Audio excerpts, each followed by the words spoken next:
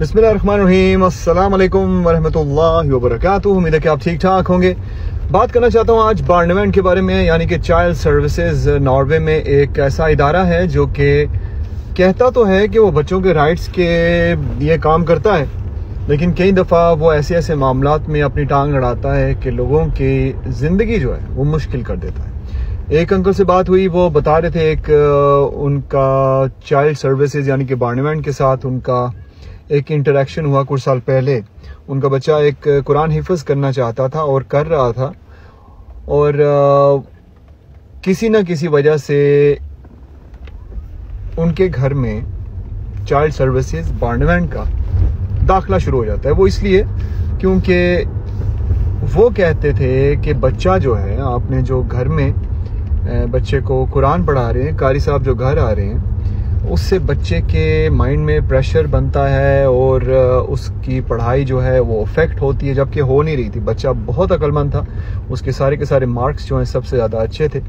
तो ये सिचुएशन हुई है जी, और उन्होंने क्या किया कि चाइल्ड सर्विसेज जो है वो आती है घर, और यहाँ तक उनकी हिम्मत देखें। ऐसे इनको सचमुच में ना कोई अभी टकरा नहीं है सही तरह बंदा, लेकिन इनकी हिम्मत देखें। इन्होंने क्या किया कि उन्होंने हुक्म जारी किया कि जो कारी साहब जो हैं, जो घर पढ़ाने आते हैं, उनको भी वहाँ पर आने की इजाज़त नहीं होगी। आप सोचें ज़रा कि इन लोगों की ये हिम्मत है। और अब क्या कहें, हम अब इनके मुल्क में रह रहे हैं, लेकिन ऑब्वियसली हम अपना सारा टैक्सेस वगैरह और सब कुछ दे रहे हैं, जो कि इनके अपने बंदे भी शायद इतना ना देते हों। तो मैं सोच रहा हूँ कि ये हो कैसे सकता है, ये क्या हो रहा है, और इसको कैसे रोका जाए, इस तरह की सिचुएशंस को, कि ये किसी और के साथ ना हो। ये सिर्फ तब हो सकता है जब हमारे बंदे जो हैं वो चाइल्ड सर्विसेज या बार्नेवेंट के मुख्तलिफ इदारों में होंगे, अपना मौक़िफ़ पेश करेंगे, अपने पॉइंट्स वहाँ पर अपने जो उनकी लीडरशिप है उनके सामने रखेंगे कि भाई साहब ये जो कुछ ऐसी चीज़ें ना, ये लाइनें आपने क्रॉस नहीं करनी। फॉर एग्जांपल, अब बच्चे ने अगर कुरान पढ़ना है, कुरान हिफ्ज़ करना है, और होम स्कूलिंग का भी ऑप्शन नॉर्वे में मौजूद है, इजाज़त है इस चीज़ की, तो जब तक बच्चे को आप अच्छी तालीम घर में दे रहे हैं तो कुरान हिफ्ज़ करने में कोई भी गलत बात नहीं होनी चाहिए। और इनका तो तुक ही नहीं बनता इसमें टांग अड़ाने का। उन्होंने जो इशू उठाया था वो ये था कि जी बच्चा जो है घर होता है इसलिए वो कुरान पढ़ता है, और ऊपर से कारी साहब घर आते हैं, और दूसरे बच्चे जो हैं उनको भी टेंशन होती है जो कि स्कूल जाते हैं। तो ये बड़े अजीब और बोगस किस्म का एक उन्होंने केस बनाया, लेकिन उसके बावजूद कई सालों तक उनके घर आना जाना उनका लगा रहा, जिसकी वजह से बच्चे का कुरान जो है हिफ्ज़ करना जो है छुड़वा दिया गया, क्योंकि उन्होंने कारी साहब को इजाज़त नहीं थी घर में आने की। घर वालों ने नहीं, ये चाइल्ड सर्विसेज वालों ने ये अपनी एक बकवास की, जिसकी वजह से ये एक उनका पॉइंट था कि बच्चा जो है कुरान हिफ्ज़ नहीं करेगा, क्योंकि कारी साहब जो घर आते हैं दूसरे टेंस होते हैं। आप तो खुद सोचें ज़रा कि ये लोग जो हैं ये कोशिश कर रहे हैं ये जाहिर करने की कि हम बच्चों के राइट्स के लिए काम करते हैं। बच्चे का शौक़ है कुरान हिफ्ज़ करना, बच्चे का शौक़ है कुरान पढ़ना, वो रुकवा दिया गया। और ऊपर से इनके इतने ज़्यादा इनके ऊपर केसेस हो चुके हैं नॉर्वे में, इतने ज़्यादा, आप समझेंगे कि शायद सिर्फ पाकिस्तानियों को या सोमालियों को पकड़ते हैं, ये सबको पकड़ते हैं। ये अपने बंदों के भी घर तबाह कर चुके हैं, अपने नॉर्वेजियंस के भी, अपने मुख्तलिफ ममालिक से आने वाले यूरोपियंस के भी। शायद 100 में से कुछ केसेस इस तरह के हों, अब मैं बता नहीं सकता कितने नंबर्स, लेकिन जिन लोगों से मेरी बात होती है जो कि चाइल्ड सर्विसेज के साथ जिनका ताल्लुक़ है, वो तो बढ़ चढ़ के इसके हक़ में बात करते हैं।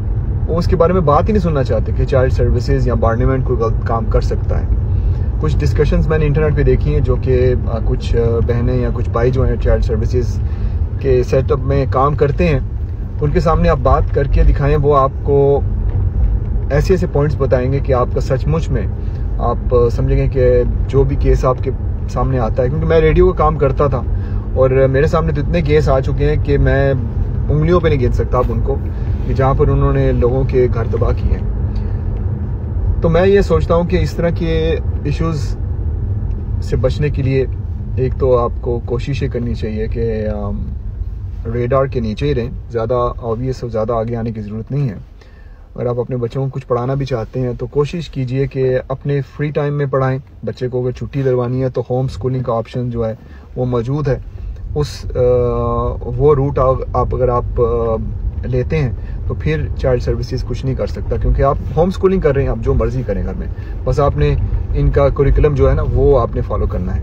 अभी जो प्राइड वाला और ये घटिया किस्म का है उसको नहीं फॉलो करना। ये तो उन्होंने अब अपनी नस्ल को तो उन्होंने तबाह किया ही किया है, लेकिन जो ये गंद लेके आ रहे हैं ना LGBTQ+ वगैरह, ये हमारी नस्लों को अल्लाह ना करे, लेकिन ये किसी न किसी तरीके से टच कर रहे हैं उनको भी, उनके माइंड को पोल्यूट कर रहे हैं। तो हमें कोशिश ये करनी चाहिए, पहली बात कि अपने स्कूल्स, ज़रूरी नहीं कि उनको मुस्लिम स्कूल्स ही कहा जाए, मतलब एक इस तरह के स्कूल्स हों जो कि इस तरह के गलाजत से दूर हों।